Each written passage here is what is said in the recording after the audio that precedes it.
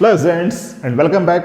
और बच्चों, आज की क्लास में हम लोग कंटिन्यू कर रहे हैं मैक्रो इकोनॉमिक्स का अपना chapter excess demand and deficient demand, जिसका एक पार्ट एक्सेस डिमांड हम लोग ऑलरेडी कर चुके हैं and today we will take deficient demand. तो बच्चों समझते हैं डेफिशिएंट डिमांड की कॉन्सेप्ट को। So let's begin with me. So students, we have our topic deficient demand. So deficient demand refers to a situation when aggregate demand is less than the aggregate supply corresponding to full employment level. तो बच्चों ये वो situation है जहां पर आपकी aggregate demand कम होगी aggregate supply से। तो इकोनॉमी में एक सिचुएशन क्रिएट होती है जिसको हम लोग बोलते हैं डेफिशिएंट डिमांड। तो बच्चों नाम से ही क्लियर है कि जहां पर डिमांड की डेफिशिएंसी होगी, यानी कि डिमांड हो जाएगी कम, राइट। तो बच्चों पहले इस कॉन्सेप्ट को समझते हैं अपने ग्राफ से। And graph is like that. X axis में हमारे पास है इनकम, यानी कि national income, it means output, और वाई एक्सिस में हम लेंगे एएस एंड एडी, राइट। तो बच्चों एएस कर्व, तो एएस कर्व आउटपुट के साथ साथ इंक्रीज होता है, so it will be in this way, यानी कि 45 degree of AS. And AD curve because of autonomous consumption ये स्टार्ट होगा above from origin, so it will be in this way, right. This is AD और AD is equal to होता है C plus I, right. So deficient demand के case में हमारा जो AD है, एडी कर्व शिफ्ट होगा डाउनवर्ड और नया एडी कर्व होगा AD is equal to C AD minus delta I. और बच्चों एक्सेस डिमांड के केस में हम लोगों ने पढ़ा था कि जो एडी डैश यानी कि जो नया कर्व होता है वो शिफ्ट होता है अपवर्ड में, और इसका रीजन होता है increase in investment expenditure, right. That is the main factor. तो उसके अपोजिट एडी कर्व यहां पर डाउनवर्ड शिफ्ट होता है। तो इस केस में एग्रीगेट डिमांड के कम होने का मेजर फैक्टर होगा डेल्टा आई, यानी कि इन्वेस्टमेंट एक्सपेंडिचर में चेंज, यानी कि decrease. Is that clear? So हम इसको ऐसे भी लिख सकते हैं, AD dash is equal to C plus I minus delta I, right. Now first जो एक्सपेक्टेड एग्रीगेट डिमांड का जो लेवल था वहां पर हमारे पास इक्विलिब्रियम था यहां पर, राइट। जो एक्चुअल एडी कर्व होगा in that case equilibrium shift हो जाता है downward AD dash. Is that clear? और यहां पर जो सिचुएशन होगी दैट विल बी अंडर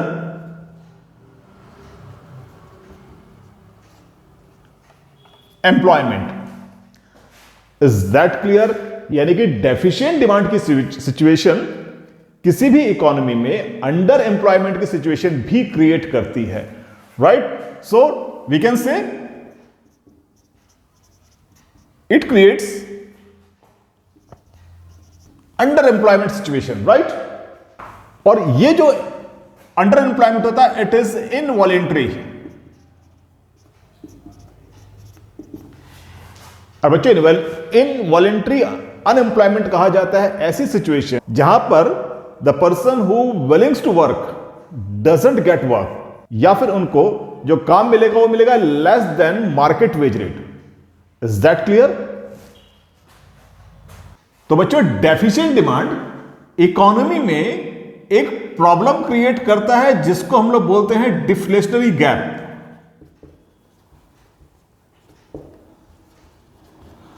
और एक ऐसा ही गैप अपवर्ड बनता था जिसको हम लोग बोलते थे इन्फ्लेशनरी गैप, राइट। तो यहां पर डेफिशिएंट डिमांड क्रिएट कर रहा है डिफ्लेशनरी गैप। तो बच्चों डिफ्लेशनरी गैप को हम लोग डिफाइन करते हैं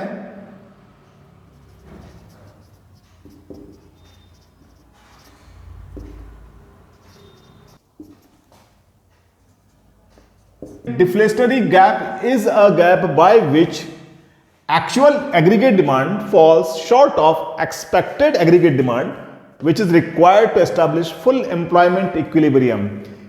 तो बच्चों इन्फ्लेशनरी गैप और डिफ्लेशनरी गैप में एक डिफरेंस ये है कि इन्फ्लेशनरी गैप में हम लोगों ने पढ़ा था कि जहां पर जो प्राइस लेवल है कमोडिटीज के, प्राइसेस इंक्रीज हो जाते हैं डिमांड में राइज होने के कारण। Is that clear? Remember, deflationary gap opposite तो है इन्फ्लेशनरी गैप के, लेकिन इन्फ्लेशनरी गैप में कमोडिटी के प्राइसेस कम नहीं होते हैं बल्कि कमोडिटीज की डिमांड कम हो जाती है। Is that clear? So this is the basic difference between inflationary gap and deflationary gap. Got it?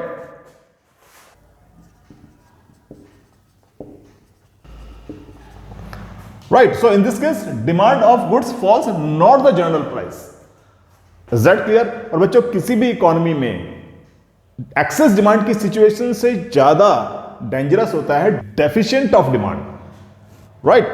क्योंकि एक्सेस डिमांड की सिचुएशन में इकोनॉमी ग्रो करती है, भले ही जनरल प्राइस लेवल बढ़ रहे हैं, बट डेफिशिएंट डिमांड के केस में इकोनॉमी का स्लो डाउन स्टार्ट होता है। क्यों? क्योंकि वहां पर गुड्स की डिमांड कम होना शुरू हो जाती है, राइट? और वो एक सिचुएशन क्रिएट करती है अंडर एम्प्लॉयमेंट की। Is that clear?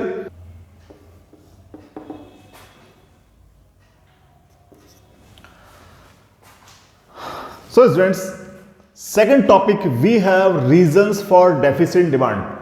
और बच्चों, एक्सेस डिमांड की सिचुएशन में हम लोगों ने कुछ रीजंस पढ़े थे, जिसमें से पहला रीजन था increase in propensity to consume, यानी कि लोगों की अगर प्रोपेंसिटी यानी कि टेंडेंसी ऑफ कंजम्पशन में अगर इंक्राइज होता है तो उस केस में एक्सेस डिमांड की सिचुएशन क्रिएट होगी। तो उसका जस्ट अपोजिट, अगर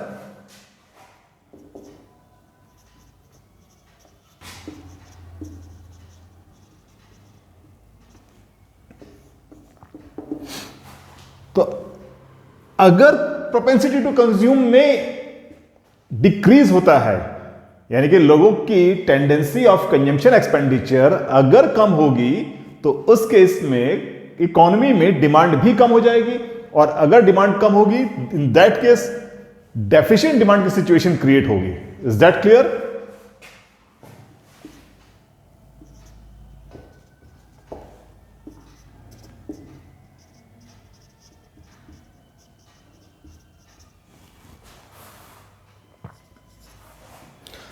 So there is a decrease in consumption expenditure by household, right?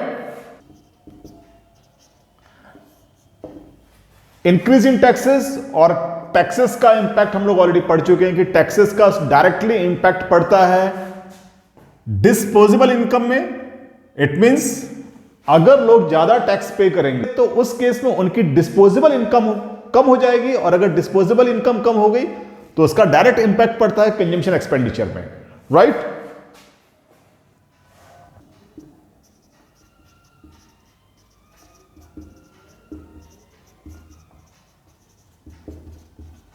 So we can say if tax rises, disposable income will decrease, and which adversely affect the consumption expenditure. Is that clear? Third reason,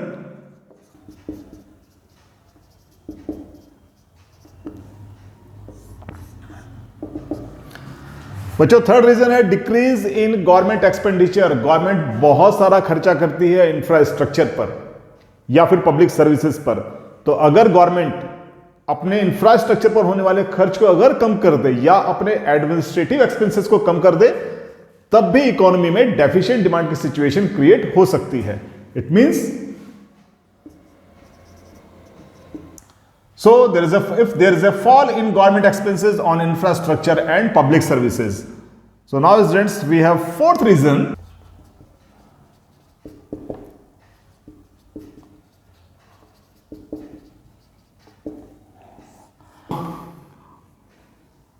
Fall in the investment expenditure.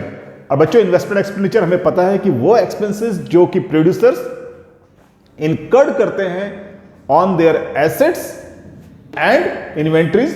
तो अगर producers यानी कि firms अगर अपना investment expenditure कम कर देंगे, तो उस केस में कमोडिटी में डिमांड बहुत तेजी से फॉल होता है, और इसका डायरेक्ट इंपैक्ट होता है deficient demand. Is that clear?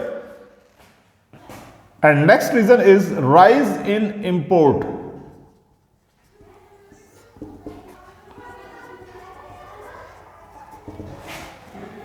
Rise in import, और बच्चों किसी भी इकोनॉमी में इंपोर्ट उस कंडीशन में होता है जहां पर डोमेस्टिक कमोडिटी के प्राइसेस ज्यादा होते हैं और इंटरनेशनल मार्केट में कमोडिटी के प्राइसेस कंपैरेटिवली कम होते हैं। तो उस केस में इंपोर्ट राइज होगा, और इंपोर्ट राइज होगा तो यहां पर होने वाले यानी कि डोमेस्टिक इकोनॉमी में होने वाले गुड्स का प्रोडक्शन हो जाएगा कम। Is that clear? So these are the reasons for deficient demand. Got it? So बच्चों, अगर आप ध्यान से दोनों टॉपिक्स को यानी कि एक्सेस डिमांड और अगर डेफिशिएंट डिमांड को अगर आप कंपेयर करते हैं तो बच्चों रिमेंबर, जो डेफिशिएंट डिमांड के रीजंस हैं यही एक्सेस डिमांड की रेमेडीज थी, राइट? यानी कि ये वो मेजर्स हैं जिनसे एक्सेस डिमांड की सिचुएशन को करेक्ट किया जा सकता है। तो सिमिलरली जो एक्सेस डिमांड के रीजंस हैं वो डेफिशिएंट डिमांड के मेजर्स होते हैं। तो दोनों टॉपिक्स बिल्कुल एक दूसरे के अपोजिट हैं। अगर आप एग्जाम के लिए प्रिपेयर कर रहे हैं तो आप एक टॉपिक को बहुत अच्छी तरह से प्रिपेयर कीजिए। It means that may be excess demand या डेफिशिएंट डिमांड। आप रीजंस और मेजर्स, तो उन दोनों को कंपेयर करके आप रीजंस और मेजर एक ही बार में प्रिपेयर कर सकते हैं। Is that clear? So students, this is all about A deficient demand, right? So next class में हम कवर करेंगे किसी और चैप्टर को। So stay tuned with us. So students, if you have any kind of query or you need any kind of explanation for any topics, then you can write it on your comment section. If you have learned something from these videos, then you can like and subscribe the channel and stay tuned.